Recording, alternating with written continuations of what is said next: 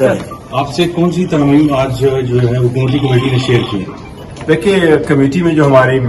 Discussion ہوئی ہے وہ چونکہ ان کیمرہ ڈسکشن ہے وہ تو ہم باہر نہیں بتا سکتے، لیکن پہلے ہم ادروائز آپ کو کہہ چکے ہیں کہ رات کی اندھیری کی حکومت ہے اور ان کا ہر کام رات کی اندھیری میں ہے۔ جو اوور آل پروسیس اڈاپٹ ہونے جا رہا ہے ہم سمجھتے ہیں کہ یہ غیر آئینی ترامیم ہو رہی، نہ کہ آئینی ترامیم ہو رہی ہے جو ہونے والی ہے۔ اور ہمارے ساتھ ہم نے پوچھا تو لا منسٹر نے ضرور تھوڑا سا بریف کیا ہے، ان نے مختصر بتایا، but as we spoke, as we come out, ان کے پاس آج بھی بل نہیں تھا کہ وہ ایٹ لیسٹ ہمارے ساتھ وہ بل شیئر کرے کہ اس آئین میں کیا کچھ لکھا ہوا ہے۔ لیکن پرائمریلی جو ٹارگٹ ہے ہم سمجھتے ہیں کہ بنیادی طور پر ملک کے ہر ارگن کو انڈیپینڈنٹ ہونا لازم ہے،